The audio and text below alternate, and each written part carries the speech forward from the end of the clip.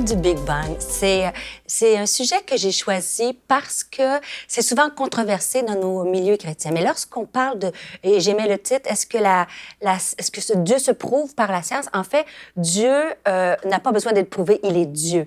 Mais par contre, je vais juste commencer avec un verset que j'aimerais vous citer.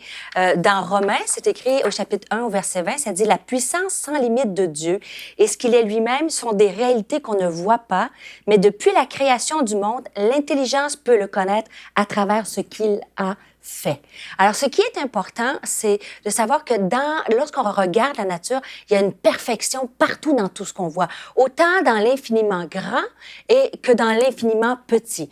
Alors, aujourd'hui, je veux parler du Big Bang parce qu'on voit à travers, vous savez, le Big Bang, c'est une théorie et qui a été avancée il y a déjà plusieurs années et qui a été un peu chahutée dans nos églises. Et pourtant, la pensée du Big Bang initialement a été émise parce que depuis toute éternité, on croyait que l'univers, il était infini, qu'il n'y a jamais eu de commencement à l'univers. Et c'est un chanoine, le maître, qui a amené la pensée dans les universités de dire, il était croyant, et il a amené l'idée qu'il a pu avoir un commencement à l'univers. Et ce qui était fascinant, c'est que les gens autour de lui, les scientifiques de son époque, ont remis en question cette pensée-là parce que ils disaient, ben, toi, parce que tu es croyant, tu crois que l'univers a un commencement comme la Bible le dit. Et finalement, ce fut que des années plus tard qu'on a prouvé que l'univers avait un commencement. Et c'est juste en commençant, j'aimerais préciser que lorsqu'on parle de science et de foi, ce n'est pas en opposition. Il y a beaucoup de scientifiques, et ça, des fois, c'est de la désinformation ou du manque de connaissances. Depuis d'âge en âge, il y a des scientifiques très connus, d'Einstein à Pasteur, à des gens, même après ça, postmodernes, des scientifiques encore aujourd'hui qui ont la foi et qui croient en Dieu. Et Louis Pasteur a dit, un peu de science m'éloigne de Dieu, mais beaucoup m'y ramène. Et là, tout le long de mes études à l'université, vous savez, lorsqu'on commence, moi, j'ai travaillé au niveau cellulaire, la biologie moléculaire, et lorsque j'étudiais au microscope, tout après ça, toutes les réactions biochimiques à l'intérieur d'une cellule, la signalisation, tout ça me fascinait de voir cette précision-là dans une simple cellule qui est gros comme la pointe d'une épingle. Alors, c'est cette pensée-là que je veux emmener quand on va parler du Big Bang, cette précision-là. Et si on commençait, est-ce que, vous savez, une des grandes questions qu'on cherche à comprendre, deux questions que les chercheurs essaient encore de prouver, que les gens se posent, c'est comment la vie est apparue sur Terre. Et là, on va en parler plus tard.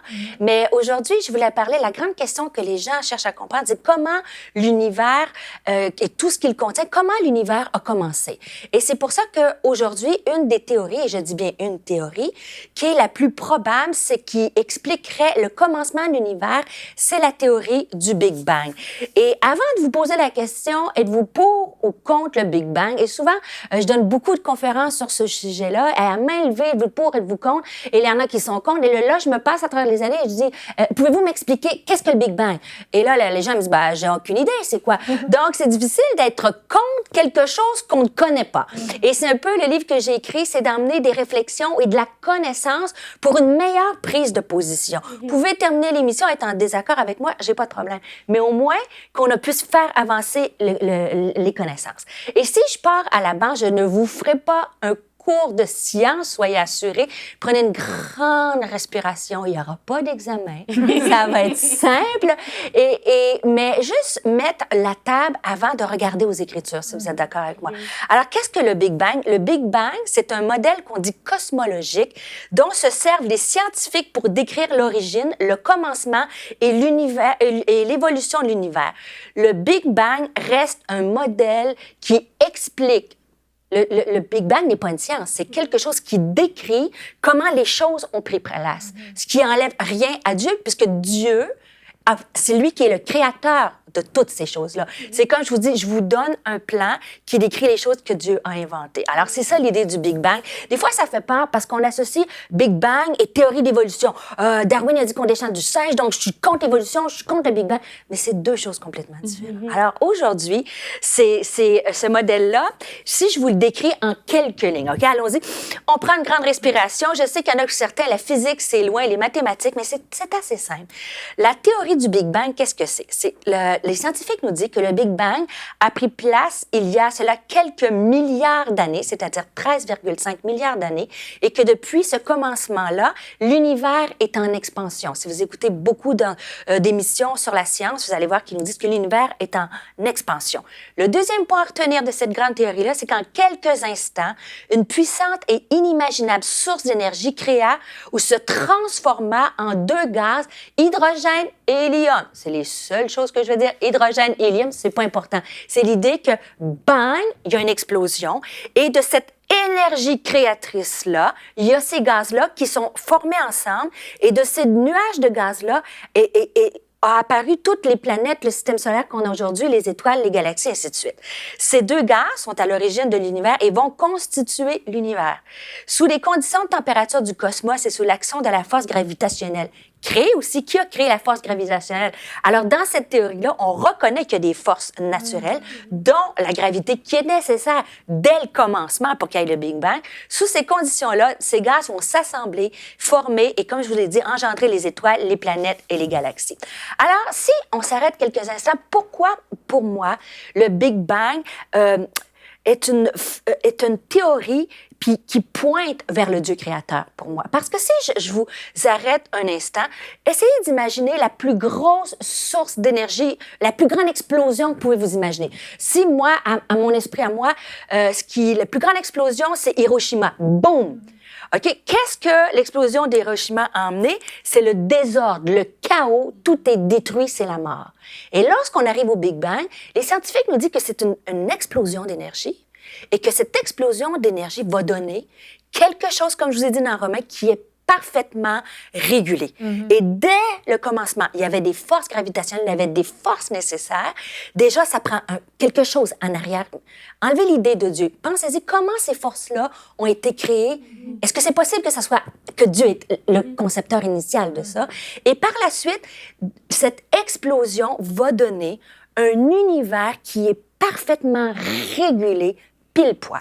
Et quand je dis un univers, on parle de notre système solaire, mais il y a dans notre système solaire, nous faisons partie, je vous rappelle un peu un petit cours de la Voie lactée, et dans la Voie lactée, c'est une galaxie, et dans notre univers contient des milliards et des milliards de galaxies, qui contient des milliards et des milliards et des milliards d'étoiles qui sont parfaites, et de planètes bien sûr, qui sont parfaitement au bon endroit suite à une explosion. Donc, je pense que vous commencez à voir un petit peu où je m'en vais. Le cosmos, parfaitement ordonné et réglé par des lois naturelles, aurait pris naissance suite à une explosion d'énergie. Mais comment le fruit de cette explosion peut engendrer un univers si bien organisé? Première question, est-il possible? Si on fait abstraction, si vous n'êtes pas croyant, et même si peut-être vous avez un peu de difficulté avec cette théorie-là, comment est-ce possible que tout ça ait pu se passer aussi parfaitement? Et et je vais faire un peu plus loin, est-il possible que la théorie du Big Bang soit compatible avec ce qu'enseigne la Bible, croyez-le ou non? Et moi, je trouve, au lieu de me débattre avec des principes, moi, j'aime aller sur le terrain des scientifiques, regarder les théories et les emmener au bout. Vous allez voir, je vais faire une démonstration avec vous sur le Big Bang. On va voir qu'il y a une corrélation extrêmement importante entre ce que dit le livre de Genèse 1 et dans le livre de Genèse au chapitre 1 et ce que dit la théorie du Big Bang. Et pour moi, vous allez voir, c'est fascinant parce que le livre de la Genèse a été écrit, on croit, par Moïse. Et Moïse, il va décrire juste en quelques lignes ce que les scientifiques ont découvert des milliers d'années plus tard. Et quand tu y penses, comment Moïse a pu écrire ce texte-là quand on n'avait aucune idée de ce qu'était le Big Bang? Et si je vous reprends ma théorie, je vais vous faire un peu le parallèle ensemble, mais après ça, on pourra passer à la discussion si vous voulez. Et si je regarde, la Bible nous dit, qu'est-ce que dit dans Genèse 1, chapitre 1, ça commence, la Bible affirme qu'au commencement, Dieu créa. Et c'est fascinant parce que je vais vous lire le verset 1 et 2, c'est dit, au commencement, Dieu créa les cieux et la terre était informe et vide. Dans ce premier texte de Genèse 1, ce texte-là, ces phrases, je devrais dire, décrit une très bonne partie de la théorie du Big Bang. Je vais vous faire une petite démonstration. La Bible affirme qu'il y a eu un commencement. Je veux dire, au commencement, Dieu créa. Et je vous ai dit, pendant des années, les scientifiques disaient qu'il n'y avait pas de commencement à l'univers. La théorie du Big Bang affirme maintenant que l'origine de l'univers a un commencement nettement défini à un moment donné. Comment, pensez-y, Moïse a pu dire au commencement que l'univers a eu un commencement qu'on a cru pendant des années que l'univers était éternel, sans commencement. Le deuxième point, la Bible affirme que Dieu, ça dit au commencement, Dieu créa. On est d'accord? Et la théorie du Big Bang nous dit que la théorie du Big Bang affirme que l'origine de l'univers provient d'une source incommensurable d'énergie.